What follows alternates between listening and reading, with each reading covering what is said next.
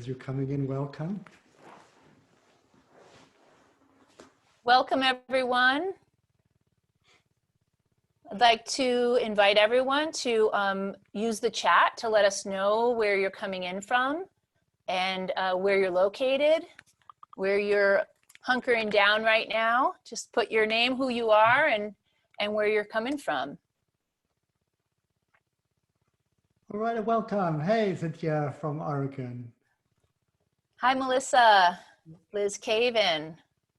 Lots of people coming in from all over, from New Jersey, Vermont, NYC, Seattle, Minnesota. How fun. This is really awesome. Amazing. It just really got people coming in from Brazil, Boca Raton, wow. Salt Lake City.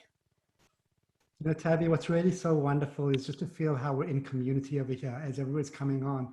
It feels, I so appreciate us all being together. Thank you for joining us. Yeah, really, we're so excited to have everyone coming together today. And we're just gonna wait a few minutes as people start to join. I'm Tabitha Parker. I'm the Executive Director of the Academy of Integrative Health and Medicine. And this is Daniel Friedland, who is our founding board chair of the Academy. So we're really excited to be with you all, folks still logging in. And so as you come into the meeting, please let us know who you are and where you're coming from, where you are right now on this planet. That's amazing. Yes. Hi, Rashida from San Jose. And hi to you, Cheryl, as well. Elena and amazing. So please feel free to use the chat during this session. We'll be also using the Q&A. So if you want to post any questions for Danny or myself, please feel free to do that in the Q&A, but we'd really like to have a robust chat as well. Yeah, and then Yulia asked, are we muted? And Yulia, as you're coming in, you are all muted. I think there will be a way on Q&A. We'll ask Brian if you can be unmuted if you want to actually ask a question, but there's another way of asking a question, which is in this Q&A box here as well. So, and then Annette, you're asking, can't see my photo. I wish we could, and actually we realized because this is in broadcast mode that we're in right now, I wish we could. Maybe that's a learning for next time, because I wanted for us to all be able to see each other. We right now already have over 140 people on this call, which is just extraordinary, and more people flowing in right now. Yeah, no, Annette, it's that's how it's set up. So I miss seeing you. I would love to actually see you all as well, but just to feel the energy over here of us all together, you know, that comes through so powerfully as well. And it's so important because, you know, this is a time of, you know, social distancing where we're hungry for community. So yeah, I agree with you, Annette. I'm desperate for human connection as well. And I hope you can feel just this love, you know, pouring through our community, everybody joining over here. Interestingly enough, when people signed up yesterday, we were, initially we had capacity for 100. We were oversubscribed in the first hour. And that really kind of expressed the hunger that is felt over here. And I feel that too. So I think we're going to get started, and then as people come in, we have both Brian Hoff and Jess Price, who are AIHM staff that will be helping to let people know as they come in to use the chat room and to post your questions in the Q&A. So we have two different areas that's going on. So I just wanted to formally introduce myself again. My name is Tabitha Parker, and I'm a naturopathic doctor. I'm the executive director of the Academy of Integrative Health and Medicine. And we really, you know, we wanted to come together today as a community to really feel what's happening.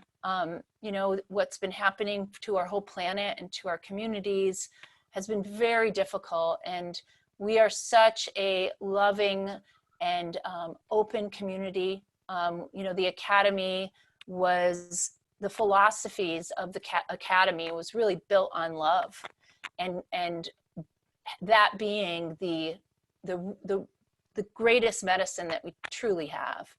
And so as we've been moving through this truly unprecedented time, I reached out to Daniel Friedland, who Danny is an MD and just an extraordinary human being. But he also was the founding board chair of the Academy of Integrative Medicine. And I thought, who better to help lead us through his work into a conversation around how we can really move through these challenges together as a community, in our bigger, in our families and with each other. So Danny has been a leadership and trainer, coach, and he's the author of Leading Well from Within, Neuroscience and Mindfulness-based framework for conscious leadership. And so I really just thought it would be perfect for Danny to help lead us through this conversation. Yeah, well, Tabby, thank you so much. And first of all, I so appreciate your leadership. Tabby has really kind of held the Academy with just the embodiment of conscious leadership. I also want to acknowledge the board, and boards led by Lucia Thornton and Mimi Guarneri, and it's you know, the commitment, you know, for those of you that have attended the conference as well. We really are a tribe, and if you haven't attended the conference and you're just joining from the broader community, I just want to welcome you as well. It's really, you know, just powerful that we're all here together now. We're all here together now as healers, actually going through a time where we're also looking for, you know, how do we heal ourselves? How do we heal ourselves, and how do we lead consciously, you know, in this time of need? And the work of leading well from within is based on this premise of, if we want to lead well in the world, how do we lead well inside ourselves first? And fundamentally that work is, you know, how do we navigate stress? And there's so much stress right now, stress, uncertainty, and self-doubt. So we can really do the best we can to stay focused on what really matters now in the short term and in the long term as well. And how do we elevate our leadership capacity? How do we elevate our consciousness to do so when, as leaders and healers in this time, it literally can feel like we're losing our minds. We feel like we can actually be descending into kind of this really reactive state. So how do we embrace our skills and tools and practices and amplify those practices in this moment to be able to elevate ourselves so we can also take better care of others around us? How do we actually elevate that? And so what I wanted to do and engage in Tabby around conversation today, hi Brandy, so happy to be here with you too. What I wanted to do is to provide you with some framework that's actually based in neuroscience. And the reason why I want to kind of provide some framework is that this is a time of disorientation. Many of us can feel like we're all at sea, having a hard time making sense of any of this. It's so surreal. So the power I want to show you, you know, as we thread into the discussion to provide you some meaningful framework, is as an act of compassion. And I'll be happy, Tabby, as we go further, you know, to kind of share what I mean by framework being as an act of compassion. But let me just pause here for a moment.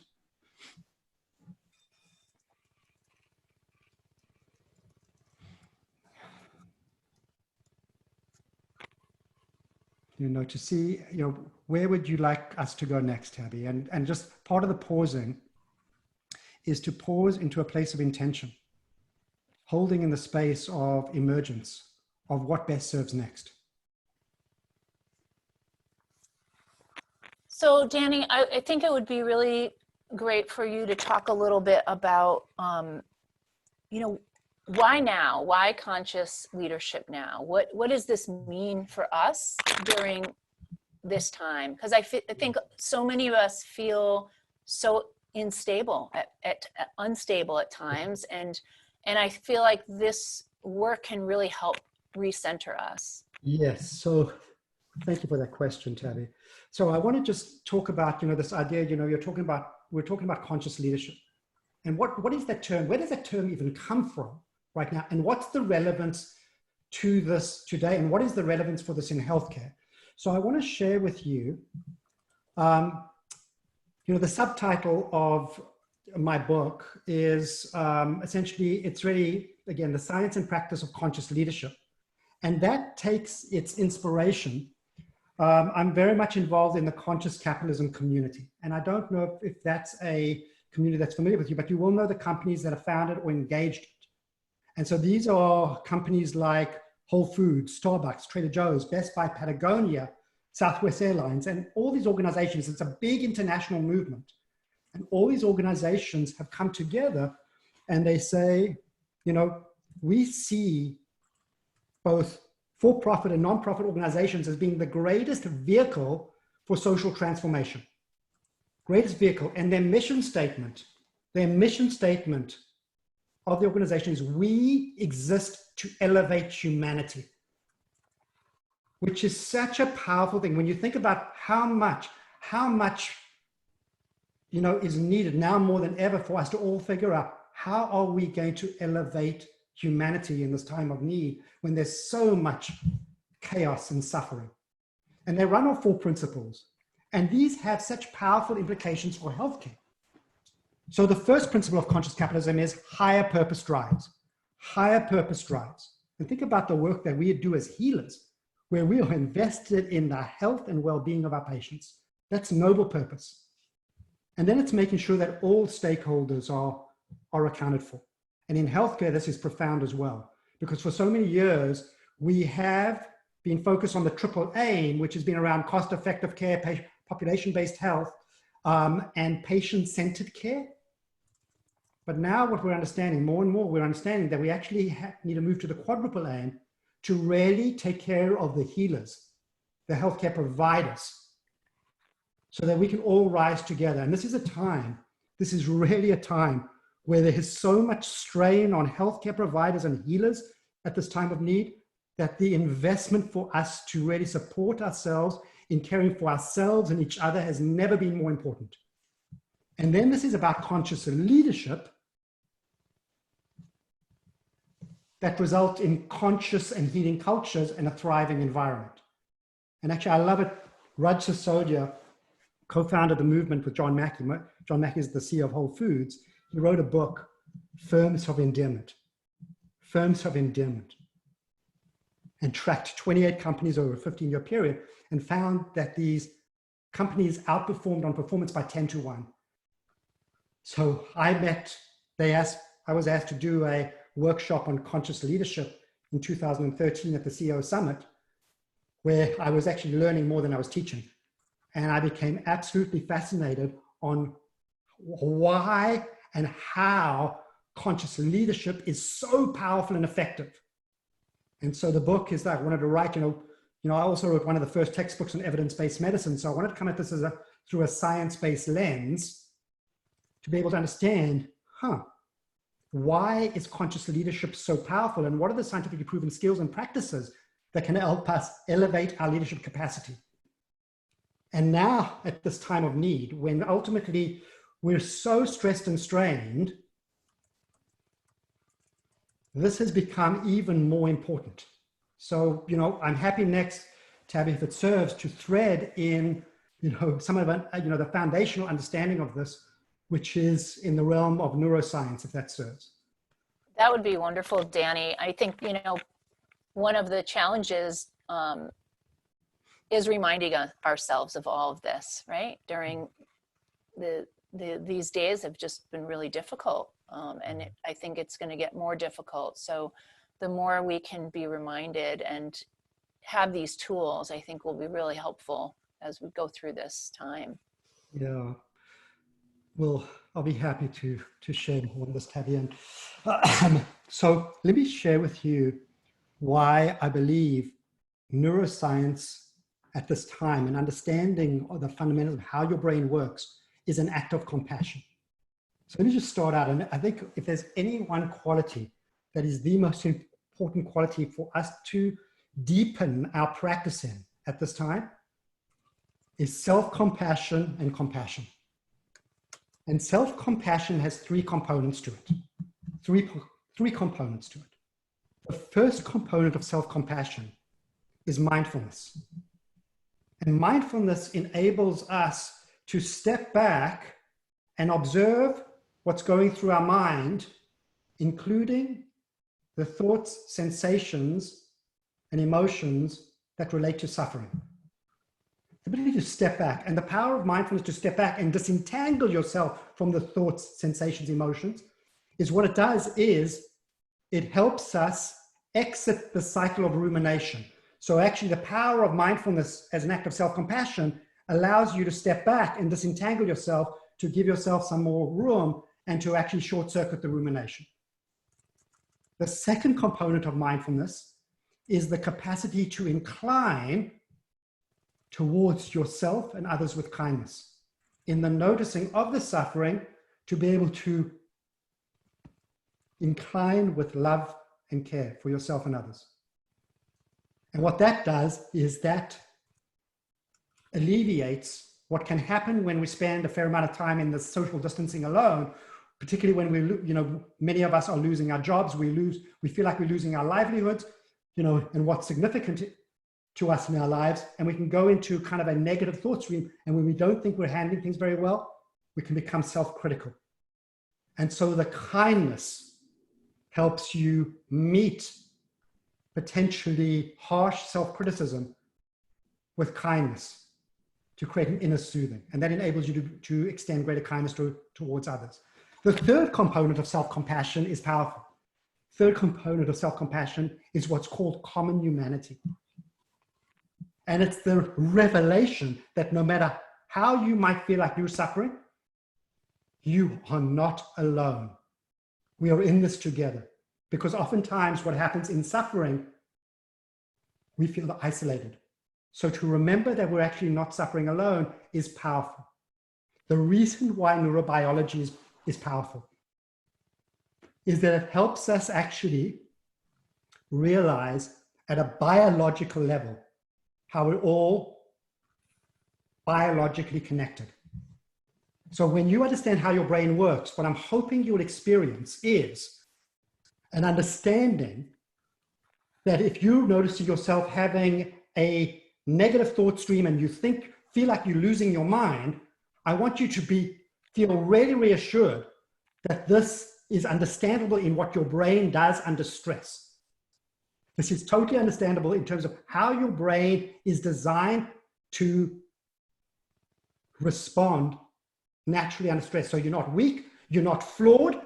This is biology. And then the other part of that is to be able to recognize, particularly when it seems that people are being difficult around you, we all have the same biology. So we're actually all connected in our responses as well. So in short, there are a number of ways of organizing how the brain is set up. For the purposes of this work and to simplify things immensely, and I think simplification at this point of time, so I have asthma, just clarification. and I was tested. I've had this for 4 weeks. It's so important to find a way of actually doing this simply right now, because getting overly conceptual in this time can be very difficult to process. So the concept over here of this organization is an evolutionary model of the brain called the triune brain, where the brain develops from the bottom up and the back forward. And the triune brain speaks to three major evolutionary advancements within the brain. And so the first part of the triune brain is the brainstem, second part represented by the limbic system, and the third part of the triune brain is the neocortex. And a part of that, a very important part of the neocortex, is the prefrontal cortex. Essentially, this triune brain maps beautifully against Maslow's hierarchy of needs. It maps beautifully against Maslow's hierarchy of needs. So the brainstem and our brain's first primer is around safety and survival. Your brain is safety first. And if you think about why we thrive as a species, if we didn't know how, we don't have claws and we're not the fastest animals. So ultimately the brain says, let's put all of those safety priorities in the most powerful circuits of our brain. All of our senses come in here through the brainstem. And if you notice a threat, we're going to go into fight and flight responses even before we know we do. Now, then the next part in evolution, and McLean at the National Institute of Mental Health in the 1960s, who coined the triune brain, spoke about this being the reptilian brain. Now, as reptiles, unlike reptiles, we as mammals, we do something different. We nurture our young. So this next part of evolution gives a constellation of structures over here called the paleomammalian brain or the limbic system. And there are many, many functions in the limbic system. One of the core functions is it's involved with pair bonding and nurturing. And so this gives rise to our emotional landscape, and particularly love and belonging, our ability to come together in social cooperation. So this maps into the love and belonging needs. I just want to mention one other structure within the limbic system in terms of the emotional landscape is the amygdala. Our amygdala lays down emotional memory. And what it's doing is it's continually scanning for threat in our environment. Am I safe or not safe? Am I safe or not safe? Is this a reward or a threat to my time? And the moment the amygdala notices threat, it's going to go reflexively triggering fight and flight responses here in the brainstem, and we go into our fight and flight. And then the neocortex over the top. This is the seat of conscious awareness. This is the seat of conscious awareness. So, and it's got another of very important functions, particularly over here in the prefrontal cortex. And if you were to designate the CEO of your brain, this is the part of the brain that you'd want to run the show because it integrates all parts below it. And so the prefrontal cortex in this hand model of the brain, it overlaps, it folds over the amygdala. There are direct connections to the amygdala. So this is the part of the brain. And we know the skills and practice where you can activate your prefrontal cortex. You can deactivate your amygdala within seconds and give yourself emotional composure. This part of the brain is also, there's a highway of fibers that comes up through gut intelligence, heart intelligence, radiating forward in your brain. And this gives us the capacity to essentially empathy, compassion, morality. This gives us the capacity to relate well to others. In addition, this is the seat of our executive function. This is essentially planning, decision-making, and willpower. So this is the ability, gives us the ability to actually think clearly, engage in purposeful results. So this part of the brain. And then it's got another very important quality, which is what's called metacognition. It's our ability in the whole neocortex and prefrontal cortex in particular to step back and notice the mental stream of our mind, the thoughts, sensations, and emotions, and say maybe, boy, there goes a damn crazy thought or a stress-related thought. Perhaps I won't act on that now. So this gives us the ability to pause and act with wisdom. So essentially, what we begin to see is that down here, this part of the brain is fast reactive, and it goes into fight and flight, some of which is adaptive, but some of which also manifests in fight and flight with low performance leadership characteristics, where we're fighting for control and we're taking flight from things that's us feeling out of control. On the other hand, this higher part of our brain helps us engage in high performance conscious leadership.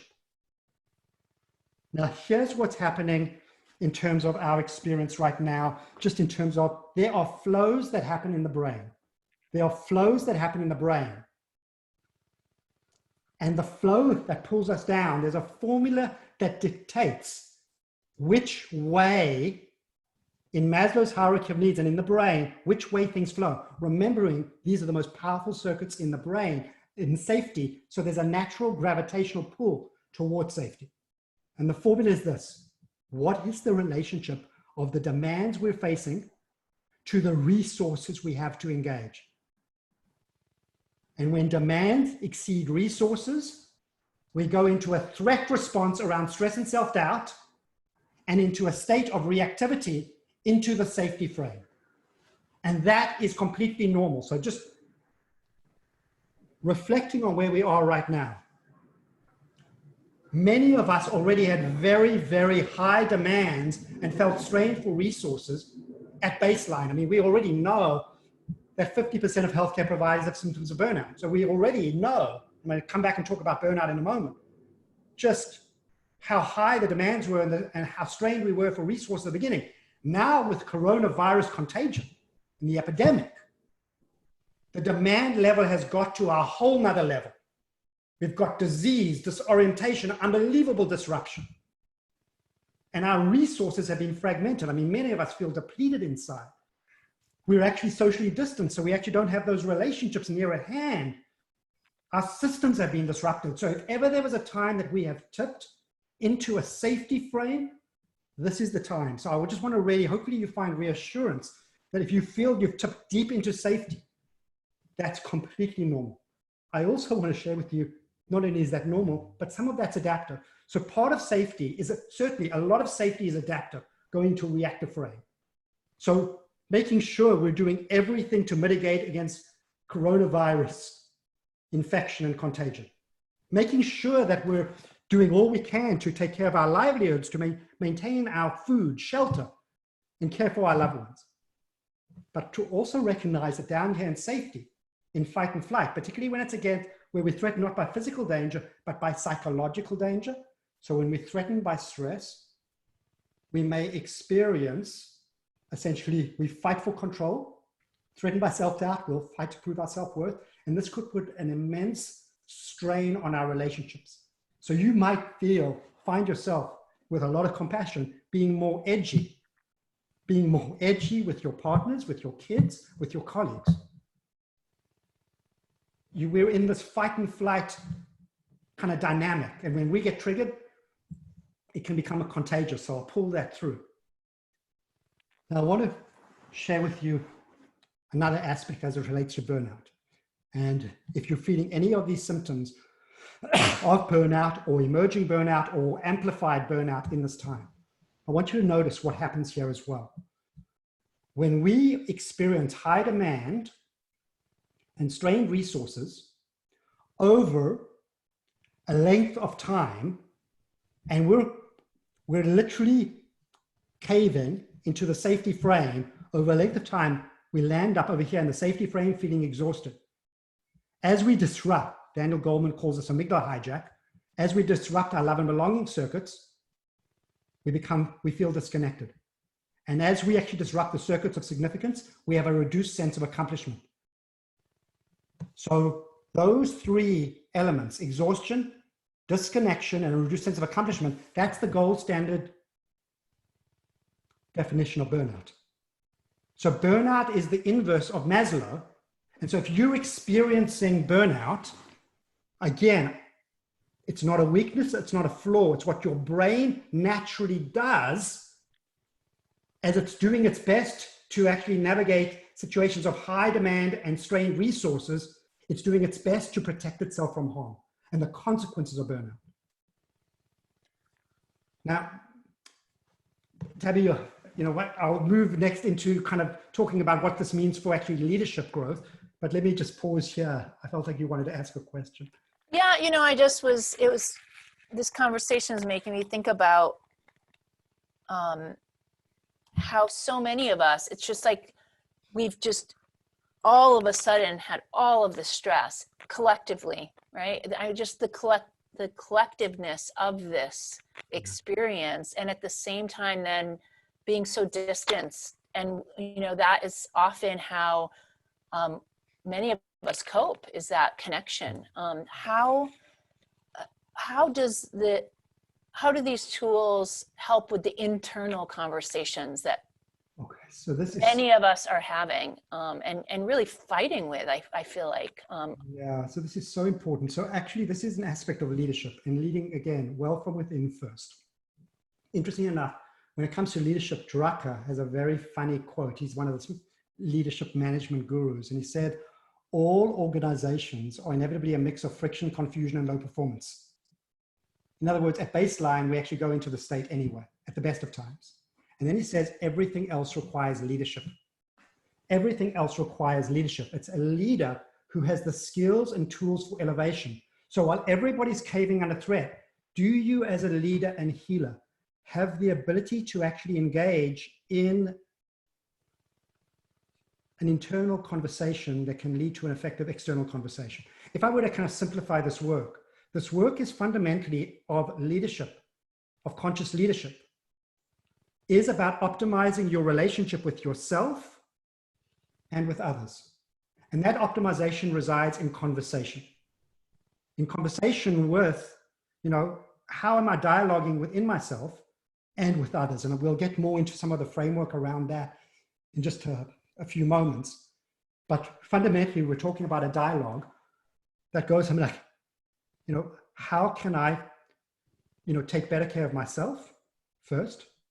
How can I take better care of my family, my patients, my office staff, and my larger community? And when we engage in that internal question, at least the most powerful thing you can do to transform your internal dialogue is to actually mindfully seed a better question. So just the act of asking that, how can I take better care of myself? What do I need right now to actually create an internal sense of safety? How can I connect more fully with myself and others? And the interesting thing over here in this time of social distancing, even the ability to reframe social distancing as an act of kindness and compassion. We're socially distancing not because we want to be apart, but because we love each other and we don't want to spread disease. And then coming to ask, what is the most significant thing that I can focus on right now? What matters most right now? And that puts you into that place of elevation. And when you do that, when we learn through this time, here's the thing. When we learn through this time how to deepen our sense of internal safety, connectivity, and being on purpose, what we're cultivating there in this stream is resiliency. And so this is a time for many of us where the consequences of how we exit this could put us into a place of post-traumatic stress disorder or post-traumatic growth. So for example, let's say we just survive this and we literally, it's painful and we fall apart. 5 years from now, let's say another crisis happens. We'll have a memory saying, wow, here it comes again. This feels like coronavirus, and we'll hunker down and we'll actually have this painful memory of how difficult it was. On the other hand, if we invest in our growth as leaders and healers, in our own personal growth right now, and we find a way to actually strengthen our relations with ourselves and with others, 5 years from now, we'll look back and we'll say something like, if I could get through the time of coronavirus, we can get through anything. So the investment in leadership growth and cultivating a deeper resiliency inoculates you from future crises. And so I want to come back over here to talking about the responsibility of leadership at this point in time. When I talk about leadership, I talk about leadership being an act of influence. And we have influence in every domain of our life. But one of the insights from neurobiology is this: you cannot not have influence. You cannot not have influence because we're wired to connect. So the only question is, are we having positive influence on our environment, or are we having negative influence in the environment? So with that, leadership is actually, or leadership development is actually not even becoming a leader. It's an act of awakening to the leader you already are. So the act of actually conscious leadership development is awakening to the leaders we already are, and mindfully asking ourselves, again, it's coming down to the power of questions in our internal conversation. Notice, how am I showing up right now, and how can I most effectively show up? When we're in a cycle of mindless reactivity, which has a very strong gravitational pull, when we show up with fight and flight edginess, that will trigger stress and self-doubt in another person. They will go into fight and flight, and which re-triggers us. And we can be in this, the cycle of reactivity in our wiring to connect is a cycle of fight, flight, trigger, fight, flight, trigger, fight, flight, trigger. And then the person that we triggered goes into their community and starts with social contagion with their edginess triggering everybody else. So we're in a time right now, not only of viral contagion, but social and emotional contagion as well. So the question is, you may want to ask yourself, what kind of vector do you want to show up as? And in this cycle, this is the cycle of creativity. It's a cycle where we have the capacity to receive and give love with others, to receive others with empathy and understanding, and give with authenticity and care. To receive others with empathy and understanding, and give with authenticity and care. And so what does this look like? Particularly at this time, what this looks like is, if somebody is showing up at you edgy,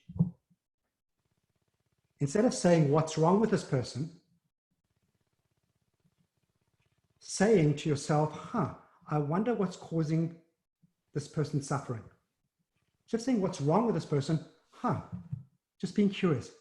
How is this person suffering right now so that they're actually causing to show up that way? That enables us to get below the reactive responses and get into a heartfelt place of receiving and then giving of concern that can begin to unwind this. And the power of this is, when you bring back Maslow, in this cycle of emotional contagion, is when we're in a cycle of fight, flight, trigger, we're moving collectively down into safety and burning each other out. On the other hand, when we are able to enter a cycle of receiving and giving, receiving with empathy and understanding, giving with authenticity and care, first finding that mindful care within ourselves before we can actually access this, we're actually creating psychological safety for ourselves and others, deeper community, and then we can actually come together and actually ask collectively, what matters most now? So one of the most profound questions I believe you can ask yourself as a leader, understanding that when demands exceed resources, we cave under threat, but if we can become more internally resourceful to meet the demands, we can rise to the challenge. And so the most important question I believe we can ask ourselves at this time, one of the most important questions, is the reflection, am I showing up right now as a demand for somebody, or am I showing up as a resource for them? What a great question. And reframing, honestly, I think this is just really about how do we reframe this? And Danny, how, so there's that piece with yourself, which is right now challenging enough. But then we also have, our partners, our children. Many of us now are homeschooling, and how do we, our colleagues at work, for those of our clinicians, so many of us are on the front lines. Yes. And so many of our members in the AIHM community are out there literally every day. How do they bring in other people to that mix? Yeah, so this gets into another piece over here, which is, how do we architect healthy conversations? How do we architect healthy conversations? So first of all, let's acknowledge at the outset, and I'm here at home with my family, we've had skirmishes. We've actually said things, I've said some things even last night that I was not proud of. My resources were low by the end of the day last night, and in the demand, I tipped into safety. So as much as I aspire to be in this place of wisdom in that part of my mind, the truth of it is, I get ensnared. I've had moments of being super edgy with my wife. We rarely fight, and during this time, we've had these moments. What we've committed to, first of all, particularly at home, is we have committed to actually giving each other leeway and to say we're not going to be perfect. We've made a pledge to each other that when we have a skirmish, that we will clear. We do not want to be at home going for days with brewing resentment. So the commitment we've made up front to each other is that anybody can call a clearing with each other within 2 hours. And that's the commitment. And what we found is that actually, as we work through the cycle, and we're entering a cycle of receiving and giving, which is to be able to, in a healthy way, to say, hey, you know, please let me know, you know, how did that come across for you? You know, we're opening a conversation where we're letting somebody share their experiences, and we don't demonize each other, but like, when you shared, or when you did this, it caused me pain. So I'm not saying you're so-and-so, but you're just reflecting, mirroring, when that happened, that caused me pain. And then to be able to extend the compassion until we go in the cycles mutually, of mutual understanding and care and clearing. And we're only done when both of us, where both people are clear. What we have found is that actually we are building strength in our relationships that actually is stronger for the skirmish, not in spite of it. So that's the one aspect of that. So would it be helpful if we go through a little bit more about what is the architecture? Also, I'm sure that's really about conflict resolution. But I sense you also getting into, am I right, that you're asking, how do we peer coach each other? So if people are having difficulty, how do we elevate them? Exactly. And then I do want to also, you know, we have about 15 minutes left, and we do have some questions, and it would be great to be able to answer some questions Well, before the hour's up. let me give you this architecture, and then I'd love to take some questions. That would be great, Danny. As a seed, and I'll just say that I know there's so much we covered over here. If it serves the community, we can come back and, you know, have ongoing conversation. So,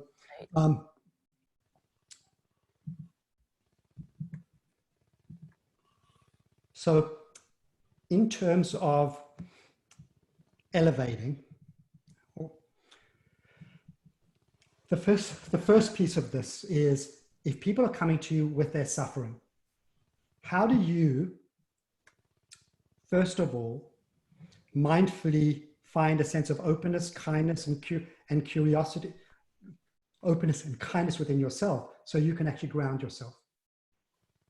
And then in terms of how you can be there energetically for them. So part of coaching is, when somebody approaches you and their hair is on fire, what you know is that in that moment, the demands in their life have outstripped their resources to engage.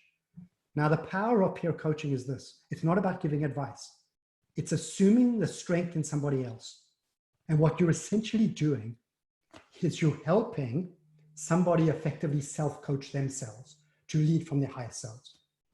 That's a key piece of this. So you can imagine somebody's coming to you, their hair's on fire, and you consume with the man's extreme resources, they've gone into a safety frame. So they're coming to you as a peripheral prefrontal cortex, hopefully getting some clarity so they can actually resource up and rise. So the first thing I do to help bring their prefrontal cortex back online is, the first thing that I do in my coaching is I listen with compassion. First thing I do. I certainly don't give advice, and I certainly don't solve. I don't go, here, so let's fix this. I first claim the ground of empathy and compassion, love and belonging, before I move up. Key. So 4 or 5 minutes, however long it takes, I listen with heartfelt compassion. And I'm not affirming bad, negative behavior, like somebody saying, can you believe that so-and-so is a problem? So I'm not affirming that, but what I am affirming is suffering. So I can say, yeah, I can appreciate how this is causing you suffering. So I'm listening. And as you let somebody share their story, they're no longer in their story. They're rising above it mindfully. It's almost like they're rising to elevation above their story, and their stress level inevitably comes down. Maybe they started with 13 out of 10 stress. Now they're down to 7. Only then do I pivot to questions. Do I pivot to questions that elevate into significance? And this gets into the power of choreography. And I'm not sure how many of you are familiar with the power of a field called Appreciative Inquiry. And Appreciative Inquiry has been around since the 1980s. David Cooperrider, who pioneered this at the Cleveland Clinic and found that when you focus questions on unlocking strengths, you help people rise. So if you help people discover into their purpose and strengths, you can elevate the conversation. So there are 6 foundational questions within Appreciative Inquiry, and then you can mix and match and just use them in any which ways that serve you. So the first question in Appreciative Inquiry is a question around purpose. It's around discovering purpose. And the question is this for somebody: what matters most to you and why? What matters most to you and why? And actually for many of us, perhaps the question is, how can I take better care of myself and with those that I love and care for in this time of need? And then you can say, why would that be important to me? And you might say something like, that will actually help me reconnect with my source of nourishment. Why it might be important to my loved ones, because it's uplifting them and it's growing and strengthening our relationship. And then ultimately you might say, and why is that important to the world? I'm part of actually elevating others around me as well in a sustainable way. And that can anchor you with like a deep, deep sense of purpose, which fuels commitment for doing the further growth. And then you could ask somebody, so whatever the outcome that matters to somebody, whatever the outcome that matters to somebody, the next question is about discovering and unlocking capacity. And there's a movement in Appreciative Inquiry moving from the past into the future, from the past into the present and the future. So the question that you do that anchors from the past is, because you're assuming capacity in the person, where have you been most successful in the past around this outcome you're looking to achieve? Where have you already been most successful? So you're awakening. And what happens is when you awaken a memory, it's like, oh yeah, I've got that capacity. Now, if they can't think of a story, you can say, where have you seen that done well before? And then the question is, what does that reveal to you about your current strengths? What does that reveal to you about the current strengths you actually have? And so you'll see the energy lift in somebody, and all of a sudden their capacity and their prefrontal cortex is coming back online strongly. And then you actually have them envision the future, which is, okay, with your strength flourishing in you right now, what is your vision for success, short-term and long-term? What is your vision for success? And then you go into strategic implementation. What strategies will help enable your success? And then what are the action steps you'll take to achieve your results? So you're moving somebody from a problem frame to a powerful solution frame at this time of need and beyond and beyond. In short, in summary, the power of Appreciative Inquiry as choreography, it's really engaging in the best of what was, is, and could be, and helping people align with that.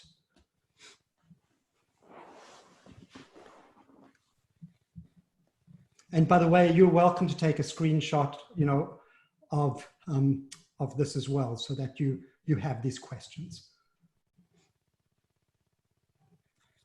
So I think we could take a couple questions, Danny. This is so helpful. I feel like already just one, being able to see you and listen to you, but also to see this huge community here, and to know you're all out there together with us, has just lowered my stress since we've been on this call. So I just want to thank you. So we have, are you able to see the Q&A? Yeah, let me have a look over here. You might want to pull it up and take some of the questions. Yeah. And I'm happy to unmute people. Yeah, I love that. So Anne asks, would you mention the vagus nerve and how to activate it? Thank you. Yeah, so the big part about this is, thank you, Anne, for that question, is that our reactive and creative oscillation, that we oscillate between states of reactivity and creativity. Our reactive state is acted under when demands exceed resources, is activated by the sympathetic nervous system. So literally it's like stepping on the gas, going into our fight and flight responses in a heartbeat. Our parasympathetic nervous system is tapping on the brake, And we can access. I mean, people talk about the autonomic nervous system thinking it's an automatic nervous system. You can hack that physiology. You can hack that physiology. And one of the ways we hack that physiology is particularly through diaphragmatic breathing, because the vagus nerve innervates the diaphragm. And as we enter diaphragmatic breathing, particularly activating the parasympathetics on the out breath. So we hack that physiology by taking a slow breath in, maybe 4 seconds in, and an even slower breath out. We're prolonging the out breath. And actually the secret over here to even prolonging it further, you know, when we have a hellacious day at work, we often come home and we do something like this. And essentially what we're doing is we're pursing our lips and we're blowing out. So you can do this in a much more subtle way, which is you can actually breathe out slower, and imagine you're breathing out through a straw. So nobody even knows that you're doing this. So you're breathing in, 4 seconds in, and then breathing out 5 to 6 seconds out. So just let's do 3 breaths together right now. Just when you finish, just 3 breaths together. In, and let your belly go soft. 4 seconds in.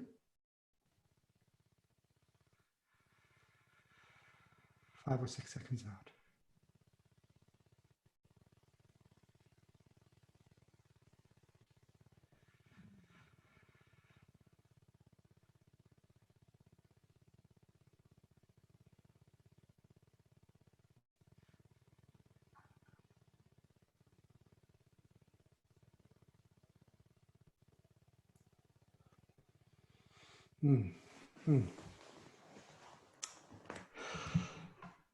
And it's so like that last one, I finally felt my shoulders drop. 3 to 6 breaths will take you there. And actually, Paul over here adds on, he has a question that engages the question around heart math. And heart math's amazing. And one of the things is that when we amplify the breath, when we amplify our heart space, a place of unconditional love, whether we're putting ourselves, somebody who loves us unconditionally, or a place that brings us great joy and ease, activating that warmth in our chest, one other element you can add to this breathing, and certainly I encourage you to take a look at heart math, because you know there are just so many techniques that they use, but just a hack around this breathing is you can imagine yourself breathing in through your heart center, the place where you feel unconditional love, and actually imagining as you're breathing in the alchemy, how through the heart space, it's creating an alchemy of love and kindness within your breath. And as you're breathing out, you can imagine yourself breathing out soothing love and kindness throughout your body, filling your body with love and kindness. And as you keep doing that, feeling your body saturated with love and kindness, and then imagining that love and kindness extending to others beyond your body, caring for your loved ones, those you don't know about, even difficult people in your life, the universe at large.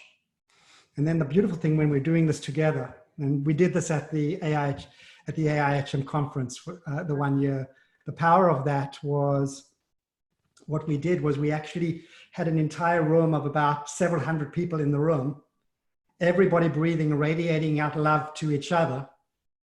And then what we did was we had everybody bring the love that was being radiated towards them back into the alchemy of the heart again, and then to imagine that we were collectively breathing in an infinite ocean of loving kindness together.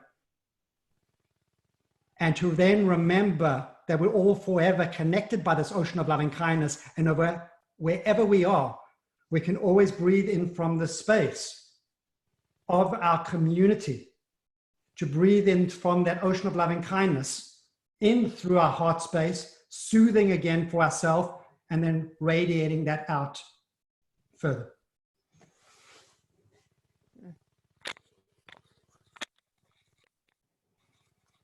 How's everyone feeling?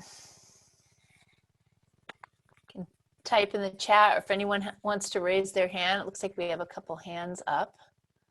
Well, I'm wondering, I also want to invite, I wonder if we can leave 3 or 4 minutes at the end to invite a simulation, because I want to. That would be great, Danny.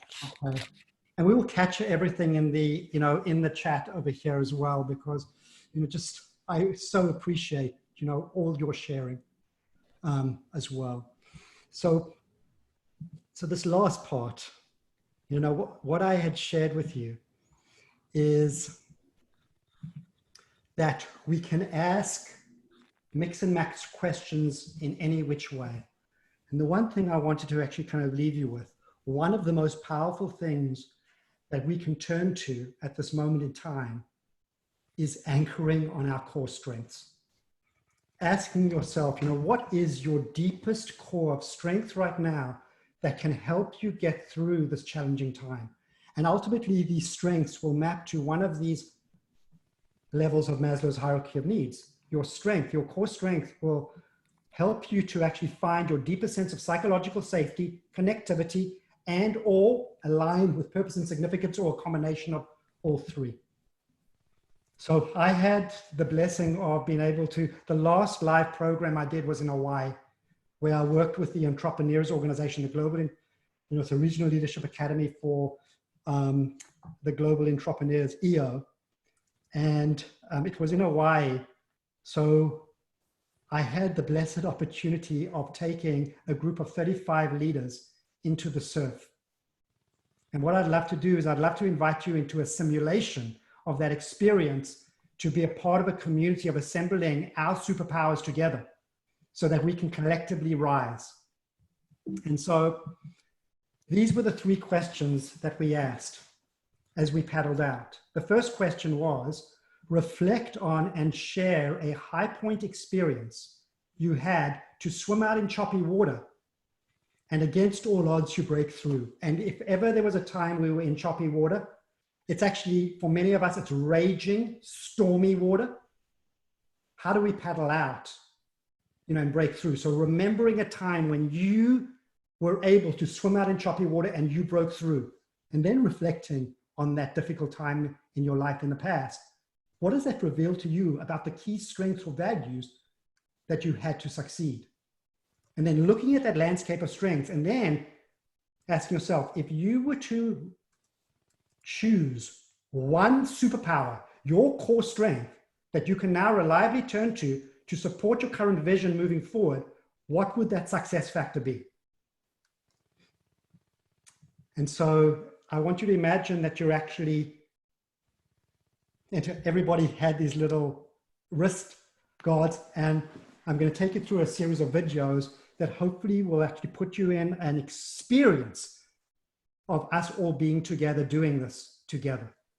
So I want to invite you to imagine that here we are on North Shore of Hawaii, paddling out together. We're paddling out together with the questions, reflecting on these questions. And that you're in a group, you've been assigned to a group of 6 or 7. And as you paddle out, you assemble. We're now assembling in these groups of 6 or 7. And here we are, all in a group, you're sharing your high point story of this difficult time in your life. And then reflecting on your strengths with the group. And then coming down to reflecting on what's my core superpower to actually navigate out in this choppy water. And notice how you're all holding on together. We're all holding on together. We're stronger together. So imagine that you're actually going through this experience. And by holding on together, it gives us strengths buffeted by the waves that are coming through. And now I want you to imagine that you've heard a whistle and we've now assembled together in a big paddle circle. We've assembled together in a big paddle circle. And what the power of paddle circles is, oftentimes we gather a paddle circle when somebody has died, so we can remember their life. But this is a different paddle circle. This is assembling a paddle circle where you're giving birth to your deepest source of strength to help you navigate through difficult times ahead. And so now you've actually entered the paddle circle. And what I'm going to do, this video will play for 2 minutes. I want you to listen carefully to the superpowers that have been shared. And as you listen to the superpowers, to reflect on your superpower. And then as we go through as a collective, what I'm going to invite you to do after that. So you may write down all these superpowers and then feel into your superpower. And this may be iterative. So maybe you don't come up with this on the spot right now. So it could be iterative. And then I'm going to ask you, after you've actually been through this, we'll open up the chat window and I'm going to invite you all to share your superpowers down the chat window. So I'm going to play the video for 2 minutes and invite you to listen to all of these superpowers to inspire yours.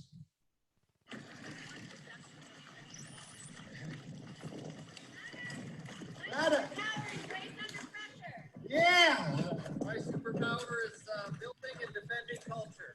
My superpower is enabling others. My superpower is positivity. My superpower is tenacity. My superpower is relationship building. My superpower is going higher and higher. Nice! My superpower is determination.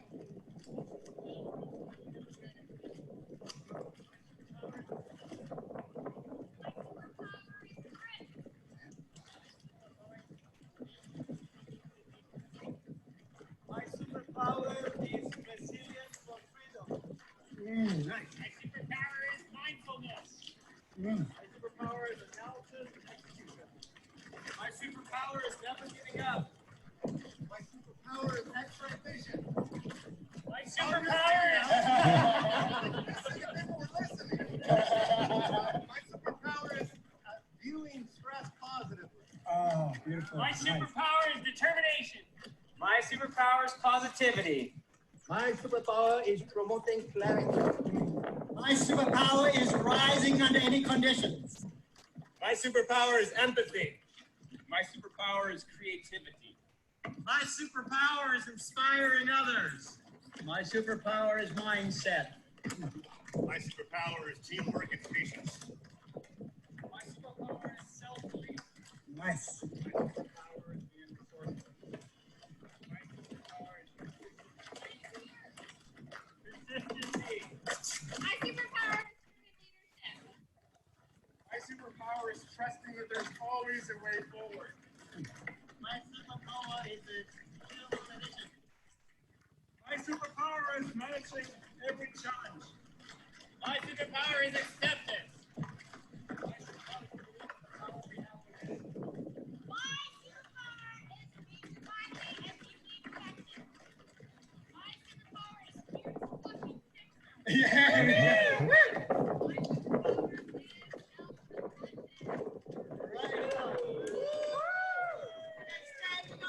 For everybody. Okay, we'll go back to the beach and we'll get in a circle there as well. Okay? Right on.